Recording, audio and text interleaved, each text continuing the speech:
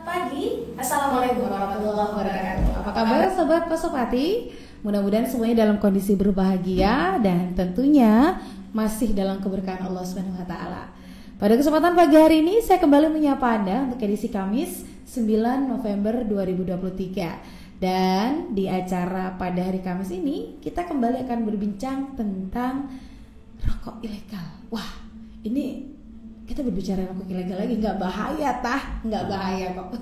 Nggak bahaya kalau nggak beli ya, bahaya kalau beli. Nah, pada kesempatan pagi hari ini kita akan lebih spesifik lagi berbincang tentang bagaimana penertiban rokok ilegal di Kabupaten Bondowoso, termasuk kembalinya DBH-CHT ke pemanfaatannya kepada masyarakat. Dan sudah hadir di tengah-tengah kita semuanya ada Kepala Kantor Bea Cukai Jember, ada Bapak Asep Munandar. Selamat pagi Bapak. Selamat pagi Mbak Ocha.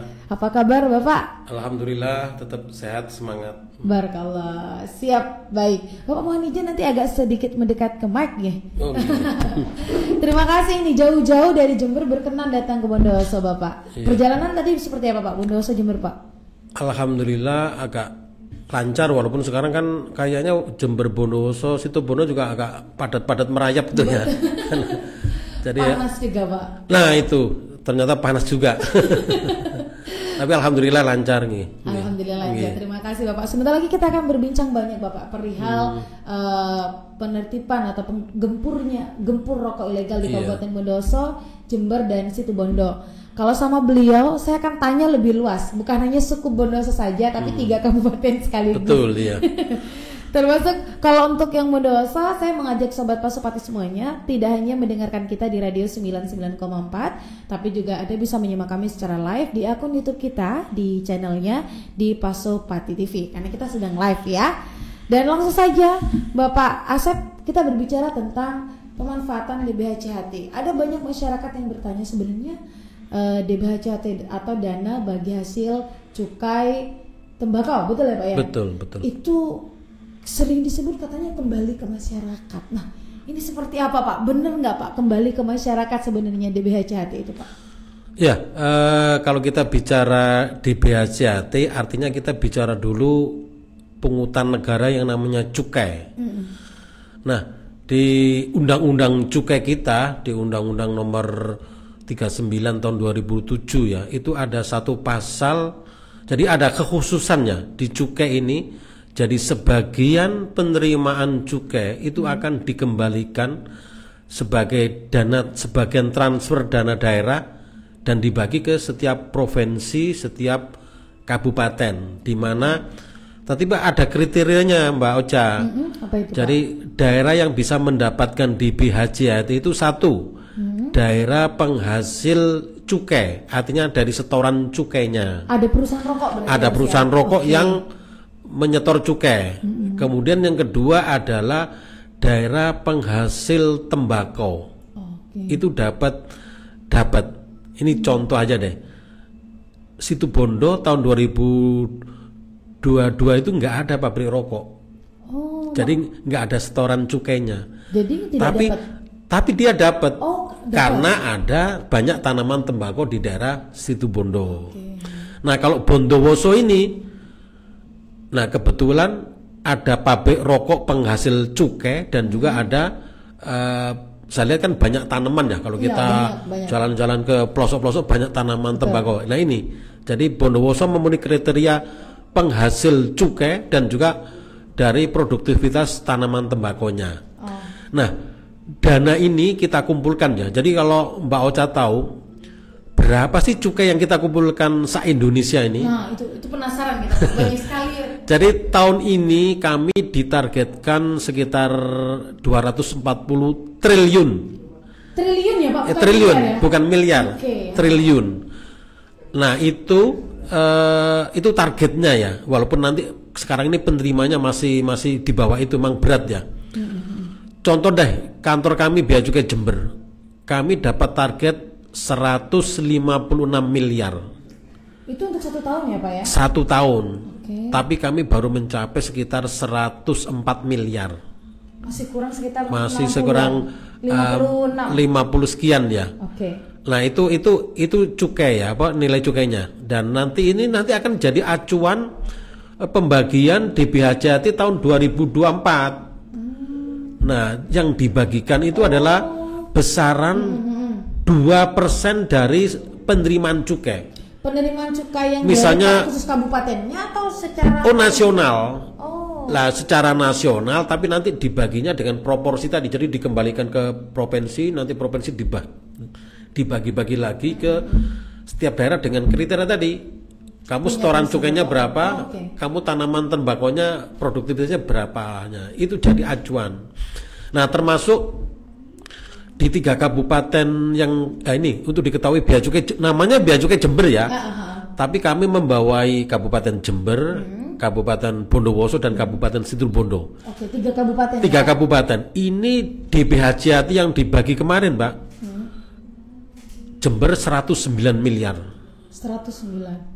Bondowoso 1 sama Situbondo ini kayaknya unda-undi ya, 65-66 miliar gitu per kabupatennya. Oh, lebih besar Jember ya Pak? Berarti lebih banyak Jember luasan dan juga. Nah, Jember ini unik ini. Jember ini kalau dibanding Bondowoso, cukainya banyakan Bondowoso. Tapi cukainya. Ya, tapi mungkin tadi kriteria yang tanaman tembakonya bisa jadi, bukan bisa jadi, kemungkinan besar banyak di Jember, karena Jember kan ada yang diekspor, ada yang untuk pabrik-pabrik rokok segala macam ya itu ya. Jadi itu. Nah, tadi pertanyaannya berarti kan cukai ini ada kemanfaatannya bagi masyarakat dengan adanya DBHJAT. Dan itu berdasarkan peraturan Menteri Keuangan. Jadi Bu Sri Mulyani itu sudah ditegaskan bahwa DBHJAT itu sudah ada kriterianya. 50% untuk kesejahteraan masyarakat. Bebas ya Pak ya. Sejahtera itu kan artinya banyak sekali ya. Pak. Oke. Kemudian tapi nanti programnya bisa nanti dijabarkan. Di PMK 215 ada. Jadi kesejahteraan masyarakat itu bisa misalnya untuk peningkatan kualitas tanaman tembakau, kemungkinan mungkin untuk kegiatan bagaimana supaya teman-teman ini produksinya makin meningkat, bikin saluran irigasi segala macam. Kemudian termasuk ada yang namanya juga untuk bantuan langsung tunai. Itu bisa juga diambilkan dari dana DBHJAT yang besarannya 50% tadi. Kemudian ada lagi dana udah dijelaskan di PMK itu 40% untuk kesehatan. Kesehatan tidak masuk kesejahteraan, dibedakan. Beda lagi. Jadi ada lagi kesehatan itu bisa menangani stunting. Oh, bisa juga Pak? Bisa, misalnya makanya teman-teman emang harus kita mungkin sosialisasi, terutama teman-teman Pemda harus baca betul di PMK 215. Di situ sudah jelas bahasanya kan kok sepertinya dibatasi enggak, sebenarnya kalau kita baca secara keseluruhan itu banyak yang bisa kita manfaatkan. Termasuk untuk kesehatan, misalnya mau bangun rumah sakit paru, mau bikin mungkin puskesmas keliling, puskesmas mobile ya. Oh, boleh. Itu kalau membagi ruang operasi juga boleh Pak? Iya, pembangunan aja boleh, apalagi perawatan kesehatan, pembelian alat kesehatan. Boleh. Apalagi tahun kemarin itu yang COVID itu. Wah, itu untuk penanganan COVID itu sangat boleh. Tapi tetap tergantungan besaran dana masing-masing. Betul. Tapi tidak hanya diperuntukkan untuk penyakit-penyakit tertentu ya Pak? Iya, semua ya? Termasuk mungkin memberikan jaminan kesehatan untuk para petani gitu.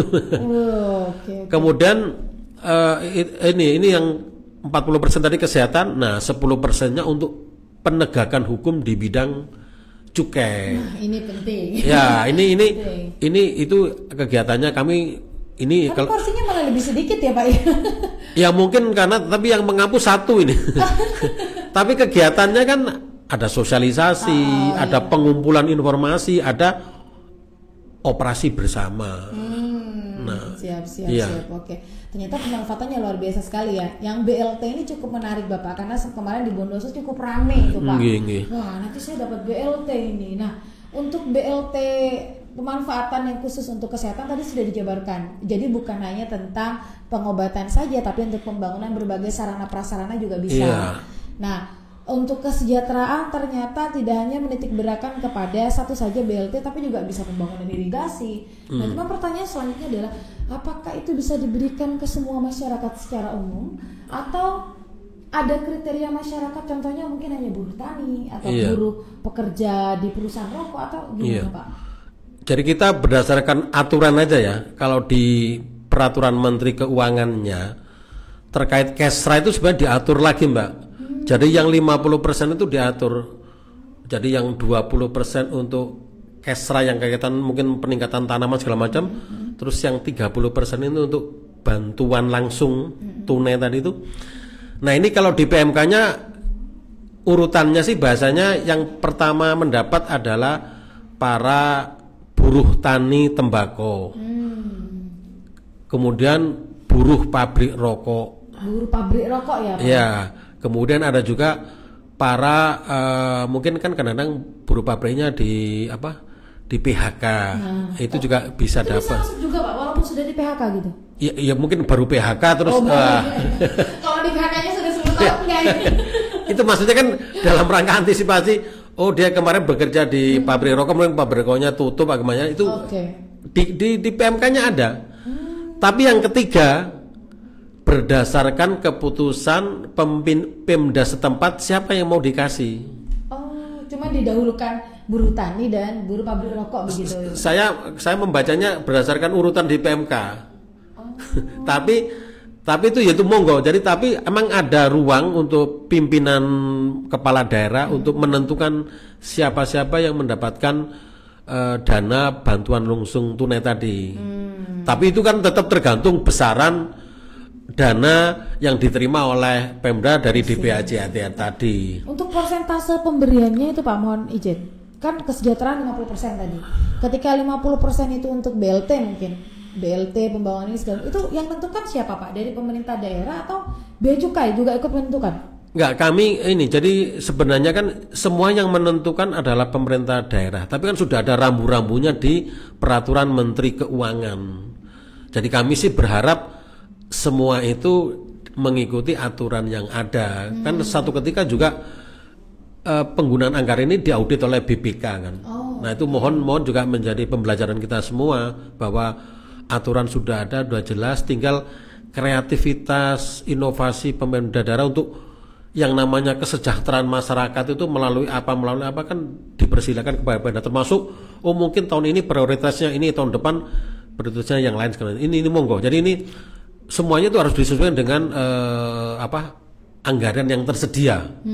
Kan beda misalnya kalau Jember dapat 109 itu berarti 50%-nya berapa itu dibandingkan dengan 500 misalnya Bondowoso 65 gitu ya, miliar. Kan beda 50%-nya 65 sama 100 lebih tadi ya. Betul. Dan itu pun juga tidak hanya BLT saja. Iya, kan? Jadi tadi BLT itu hanya maksimal 30%. Nah, yang 20% itu misalkan bagaimana sih supaya kualitas daun tembakau ini bagus, bagaimana penanganan pasca panennya, bagaimana bikin akses perhubungan untuk tembakau itu seperti apa. Berarti kalau berkaca dari penjelasan Bapak ini, berarti tidak hanya satu OPD saja sebagai pengampu DBHJAT ya Pak ya?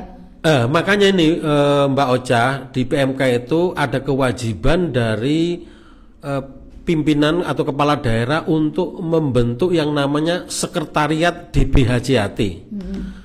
Atau koordinator dalam rangka pelaksanaan DBHJAT ini, jadi untuk mensinkronkan kegiatan-kegiatan tadi. Jadi makanya ada namanya sekretariat DBHJAT. Dan di setiap daerah itu Bapeda ya Pak ya? Atau beda? Itu tergantung ini sih, tergantung Pemdanya. Ada yang ke Biro Ekonomi atau ada yang ini. Kalau kebanyakan memang di Bapeda kan ya, karena artinya kan dia udah punya perencanaan ke depan kayak apa itu ya. Jadi sudah jelas Sobat Pasopati ya, kalau DBHJAT ini kembali kepada Anda dalam berbagai bentuk kebijakan-kebijakan pemerintah daerah yang tentunya pelaksananya harus sesuai dengan rambu-rambu peraturan Menteri Keuangan. Betul. Nah, saya penasaran lagi nih tentang 10% untuk penegakan. Penegakan. Apa saja nih Pak yang sudah dilakukan oleh teman-teman Bea Cukai khususnya Jember di 3 kabupaten ini dalam rangka penegakan atau gempur rokok ilegal? Ya, Jadi ini bagi kami juga ini satu satu vitamin juga ya untuk supaya kita bisa memberantas rokok ilegal ya. Jadi Mbak Ocha, wilayah Tapal Kuda atau kita sebut wilayah Pandalungan, wilayah Jember, Bondowoso, Situbondo ini merupakan daerah pasar. Oh, pasarnya ya Pak? Pasarnya dan termasuk juga daerah transit yang mau ke Bali itu, atau sebaliknya dari Bali ke wilayah agak ke barat itu ya. Kenapa kita jadi daerah pasar? Karena itu tadi rokok-rokok ilegal ini biasanya kan ke tempat-tempat yang banyak perkebunannya, tempat-tempat yang banyak nelayannya, lokasi-lokasi yang tidak bisa dipantau tiap hari 24 jam gitu. Lah, coba kalau kita inilah bahasanya, kalau kita kerja di kebun kan harus ada Ya, yang ada supaya mungkin nyamuknya supaya hilang ya. Betul. Dan tentunya dengan ini kan butuh yang harganya murah. Makanya di sini menjadi area penyebaran atau area pemasaran rokok ilegal. Makanya dengan adanya di BHJAT ini yang 10% harus digunakan untuk pemberantasan rokok ilegal, ya kami manfaatkan betul dengan sinergi kolaborasi dengan teman-teman Satpol PP di masing-masing kabupaten. Kalau itu juga arahan dari kalau ini arahan dari Mendagri ya. Jadi kalau urusan penegakan hukum PIC-nya adalah Satpol PP di masing-masing. Bondowoso juga dengan Satpol PP. Jadi ada 3 kegiatan yang kami lakukan ya. Yang pertama itu teman-teman Satpol PP harus mengumpulkan informasi di mana kira-kira peredaran rokok ilegal. Mengumpulkan informasi. Iya, itu kan butuh biaya ya, biaya intelijen, biaya informan segala macam, itu bisa menggunakan dana DBHJAT. Misalkan yang 10% tadi. Ya, bisa juga membeli mungkin sarana prasarana untuk mendukung supaya informasinya terkumpul, itu bisa. Kemudian yang kedua, ada yang namanya harus melakukan kegiatan sosialisasi terkait dengan ketentuan di bidang cukai. Preventifnya lah begitu. Nah, preventifnya edukasinya ke masyarakat. Nah, ini harus melibatkan kami sebagai narasumber, termasuk misalkan harus ada koordinasi, Pak, nanti sosialisasinya seperti ini. Nah, nanti kita diskusikan. Jadi Bea Cukai bukan hanya sebagai narasumber, tapi juga kami harus dikoordinasikan bentuk acaranya seperti apa, itu harus, karena kan kami punya kepentingan kan untuk memberikan edukasi ke masyarakat. Ya, pentingnya masyarakat memahami kenapa masyarakat harus tidak mengkonsumsi rokok ilegal, tidak jual beli rokok ilegal, harus kami sampaikan. Betul. Sosialisasi. Kemudian yang ketiga adalah operasi bersama. Oh, ada operasi juga Pak? Ada. Oke. Jadi kalau di wilayah Situbondo itu kami hampir tiap hari itu mungkin operasi rokok ilegal. ya, karena setahun itu 365 hari ya. Teman-teman sudah melakukan penindakan 152 kali. Artinya kalau dikurangin hari libur aja berarti kan separuh tahun itu 6 bulan. Berarti hampir setiap minggu itu selalu ada kegiatan itu. Nah, itu operasi bersama dengan teman-teman Satpol PP. Cuman leading sektornya kami, karena kan kami yang punya kewenangan untuk melakukan penegakan hukum. Cuman supaya bahasanya ya tadi dengan Bang Dewi itu kita harus didukung dengan teman-teman Satpol PP untuk persuasi ke masyarakat juga ya. Jadi itu yang 10% untuk kegiatan penegakan hukum di bidang cukai. Oke, berarti preventif dilakukan, operasi besar-besaran dilakukan, intelijensi juga dilakukan gitu dalam rangka gempur rokok ilegal. Iya. Sampai sekarang Bapak, sudah berapa banyak rokok ilegal yang berhasil dimusnahkan atau mungkin diamankan oleh Bea Cukai dan Satpol PP? Jadi tahun ini Mbak, kami sampai dengan bulan Oktober ini, sampai akhir bulan kemarin itu total hasil penindakan kami itu hampir 3,4 juta batang. Rokok ya Pak? Iya, rokok semua itu. Itu di 3 kabupaten ya Pak ya? 3 kabupaten. Jadi Lah ini angka ini Mbak 3,4 ini sudah melampaui angka total kemarin 1 tahun di tahun 2022. Berarti terjadi peningkatan ya Pak? Peningkatan. Oh, jadi berapa persen Pak peningkatannya Pak?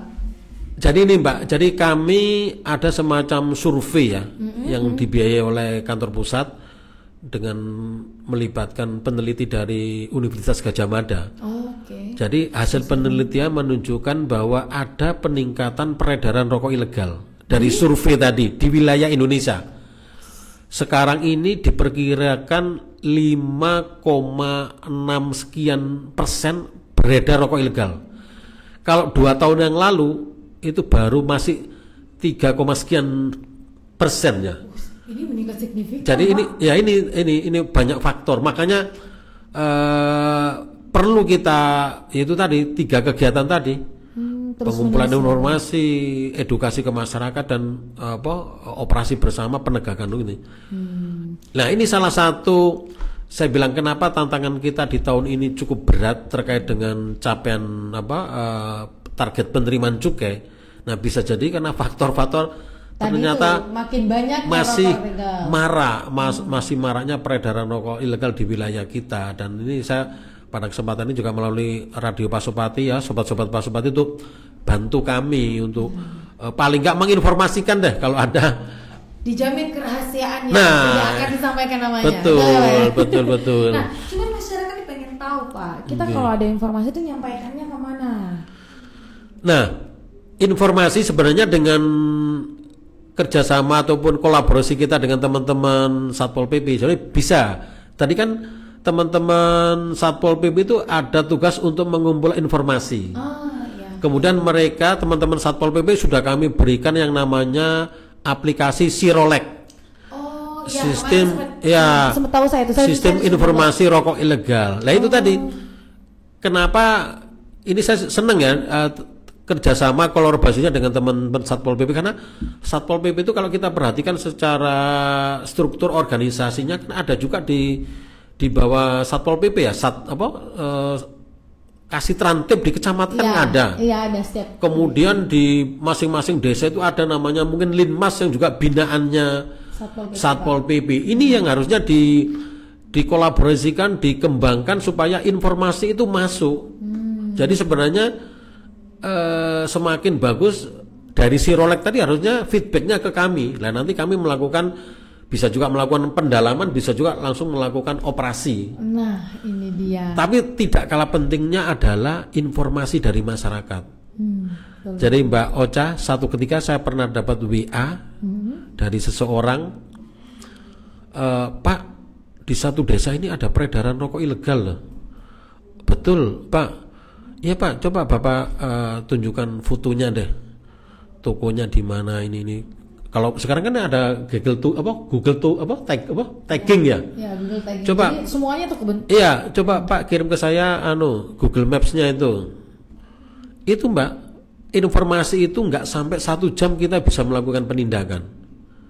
Karena kebetulan teman-teman begitu saya dapat informasi, saya cek ke teman-teman yang di lapangan, ada nggak yang teman-teman yang dekat daerah itu? Oh ada Pak, dapat Mbak. Langsung itu seketika ya. Jadi ini operasi tangkap tangan langsung. Iya. Jadi itu pentingnya. Jadi alhamdulillah ini Satpol PP Kabupaten Bondowoso sering mengadakan dialog melalui sarana informasi termasuk Radio Pas juga ini supaya masyarakat tahu bahwa mereka juga punya peran ya untuk membantu dalam pemberantasan rokok ilegal, minimal memberikan informasi deh. Tapi cara informasinya memang harus agak tertutup ya, artinya nggak boleh diumbar-umbar. Iya, misalnya tahu nomor saya ya udah sampaikan ke saya atau ke Pak Satpol PP monggo, nanti akan kami tindak lanjuti tentunya. Dan pastinya kerahasiaan ya Pak ya, kerahasiaan identitas yang melaporkan kepada teman-teman Bea Cukai dan Satpol PP ya. Karena di tengah-tengah masyarakat tuh kadang ada, cuman karena nggak enak, takut nanti hubungan jadi buruk, jadi nggak disampaikan. Kadang begitu. Ya itu sebenarnya jangan juga jadi kayak Intel Melayu Mbak ya dulu. Gimana itu? Intel Melayu itu ini terus nanti dia cerita saya udah melaporkan ini ke ini. jadi dia sendiri yang iya. Intel. Oke. Jadi makanya monggo kalau ada informasi bisa langsung ke kantor kami atau mungkin ketemu rahasiaan di mana itu boleh. Nah, siap. Iya. Udah kayak film-film mafia ini. Betul. Oke, Pak, dari ini kan terjadi peningkatan Bapak Iya. di Bondowoso, Situbondo dan Jember untuk penanganan jumlah yang berhasil diamankan rokok ilegal. Apa ini juga ada yang sampai ke produsen juga, Pak? Karena kan kalau cuman batangnya saja tanpa kita tarik akar-akarnya itu kan tetap terus berjalan gitu, Pak. Nah, pertanyaan Mbak Oce itu hampir saat sosialisasi itu ditanyain ke saya, Pak, kenapa Bapak hanya operasi di toko-toko, kenapa nggak ke pabriknya, Pak? Nah itu Mbak masalahnya. Tadi saya bilang Kabupaten Jember, Bondowoso, Situbondo ini merupakan daerah pasar. Daerah pasar. Nah pabriknya bukan di sini, Mbak, di wilayah lain. Makanya Mbak Ocha kalau memperhatikan, ini kita kadang-kadang lupa nggak bawa contoh rokok ilegal sih ya. Iya, lupa. Jadi Mbak Ocha kalau perhatikan di kemasan rokok ilegal itu dia tidak pernah mencantumkan siapa produsen sebenarnya, Termasuk alamatnya ya, Pak ya? lokasinya di mana. Padahal ketentuan di kami kalau ada satu peredaran BKC barang kena cukai rokok itu harus mencantumkan, salah satunya harus mencantumkan nama produsennya, nama pabrik rokoknya, kemudian di mana lokasinya, misalnya Kediri ya, Malang, Pasuruan, apa Mojokerto, apa Sidoarjo, itu harus disebutin. Nah kalau rokok-rokok ilegal ini nggak nyebutin sama sekali. dia nyebutin sih, cuman Jawa Timur Indonesia. Jawa Timur ada 38 Iya, kota. jadi itu ya dia pasti nggak mau ngaku dong, nanti kita paranin. Nah makanya kami melakukan semacam kerjasama dengan daerah-daerah yang diperkirakan jadi tempat-tempat produksi. Sementara ini kalau dari analisa kami di sini memang belum ada yang yang pabrikan itu ya, yang jual kayak rokok polos atau, cuman mungkin ya di sini kan dikenal istilah jiduran ya. Jiduran, Mbak. Mbak Ocha pernah dengar gak istilah rokok jiduran? Jadi mungkin Mbak Ocha kalau ke pasar-pasar subuh itu ya, mungkin ada yang rokok lintingan terus dikemas dalam plastik-plastik. Oh ya, tahu Bapak. Ya, itu rokok jiduran namanya, Pak.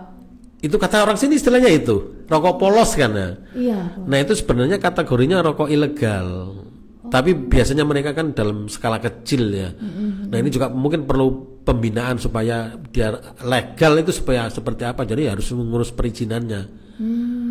Atau mungkin kalau saya dulu di wilayah Malang itu kalau kita ada ada kematian itu dikasih rokok sak baskom itu. Nah iya sampai sekarang itu Bapak. Nah itu kan ya mudah-mudahan itu rokok yang resmi dibuka. Iya, jangan ternyata itu rokok ilegal. Nah ini kadang-kadang kita kan nggak paham ya, masyarakat nggak paham mengenai apa sih rokok ilegal. Siap Bapak. Jadi ini jadi pelajaran baru juga buat saya. Ternyata ada rokok jiduran juga. Ya, lah kalau itu kemungkinan di wilayah bisa jadi di kampung-kampung itu. Nah, makanya kenapa kita ya yang bisa kita lakukan di daerah kita kan di pasar. Namanya di pasar ya berarti kita harus berantas ke toko-toko. Tapi ini Mbak, kemarin teman-teman itu ada satu penindakan, ternyata dia itu di jalur distribusi. Jadi sebenarnya rokok itu untuk tujuan ke Bali, tapi berdasarkan informasi bisa kita intercept di wilayah kita, dan itu cukup besar. Kemudian ya di wilayah Pantura, Situbondo ya. Kemudian ada satu lagi, ada informasi di kantor kita yang lain, ada informasi pergerakan rokok, kita tangkap di Tanggul gitu. Jadi upaya kita ya banyak, tapi ya itu yang kita kan apa yang bisa kita lakukan di daerah pemasarannya, berarti kita awasi jalurnya, kita ke pasar-pasar, ke toko-toko, distributor ya kita lakukan penindakan. Berarti memang sangat penting sekali keterlibatan masyarakat dalam sangat betul penegakan rokok ilegal ini ya. Ya betul. Baik, Sobat Pasopati, ini sudah merapat ke pukul 10 Bapak. Ini sudah ini sudah waktunya kita undur diri di kebersamaan kita pada kesempatan pagi hari ini. Sebelum saya pamit, mungkin closing statement terlebih dahulu Bapak. Ya, jadi sekali lagi mohon masyarakat memahami bahwa cukai itu kemanfaatannya akan kembali ke kita semua, ke panjenengan sedeje ya, ke masyarakat semua. Nah makanya jadi cukai itu apalagi terutama para smoker penghisap itu akan ahli hisap tapi yang legal ya, yang legal. Supaya cukainya meningkat nanti bisa kita kembalikan ke masyarakat dalam bentuk dana bagi hasil cukai hasil tembakau. Jadi pemanfaatnya sudah kita sampaikan banyak sekali untuk kesehatan, untuk bantuan langsung tunai tadi, dan tentunya untuk kegiatan-kegiatan lain prioritas pemerintah daerah. Jadi sekali lagi masyarakat jangan konsumsi rokok ilegal, jangan jual beli rokok ilegal, dan sekiranya ada peredaran rokok ilegal di wilayah panjenengan bisa diinformasikan kepada kami Satpol PP Kabupaten Bondowoso ataupun di Bea Cukai Jember. Oke, siap. Dan yang tidak kalah penting adalah keterlibatan masyarakat adalah hal yang utama dalam menggempur rokok ilegal ini ya Sobat Pasopati, karena apapun yang kita hasilkan dari penjualan rokok di Indonesia yaitu dalam bentuk DBHCHT akan kembali kepada Anda. Mungkin yang langsung bisa diterima adalah BLT, bantuan langsung tunai, langsung kita pegang. Tapi banyak juga yang sebenarnya sudah kita terima selama ini, pembangunan jalan, saluran irigasi dan lain-lain. Nanti kita akan kembali mengundang Sobat Bea Cukai bersama beberapa tim dari Kabupaten Bondowoso untuk lebih menjabarkan secara terperinci apa saja yang bisa didapatkan oleh masyarakat dengan DBHCHT ini. Dan sekali lagi Anda semuanya bisa memberitahukan kepada teman-teman Bea Cukai dan juga Satpol PP Bondowoso melalui aplikasi Sirolek. Jika Anda ada yang kenal dengan orang Satpol PP secara langsung, bisalah bisik-bisik tetangga ya Pak ya. Betul. Baik, dan jangan jadi intel Melayu kata Bapak. Kalau Anda sudah menyampaikan, jangan disampaikan kepada yang lain gitu. Baik, terima kasih Bapak. Waktunya sangat singkat sekali. Mudah-mudahan di lain waktu bisa kembali ke sini dengan teman-teman dari OPD-OPD yang lain untuk lebih banyak menjabarkan ya Bapak ya. Matur sakalangkong Mbak Ocha. Wah, ternyata bisa Madura kalau gitu sedikit Madura. Terima kasih Bapak. Iya, sama-sama. Terima kasih buat semuanya Sobat Pasopati. Informasi singkat ini mudah-mudahan bermanfaat untuk Anda. Sekali lagi, jangan konsumsi rokok ilegal, jangan memperjualbelikan rokok ilegal karena nanti akan ada sanksinya secara hukum ataupun secara pidana. Saya yang bertugas pamit. Wassalamualaikum warahmatullahi wabarakatuh. Waalaikumsalam warahmatullahi wabarakatuh.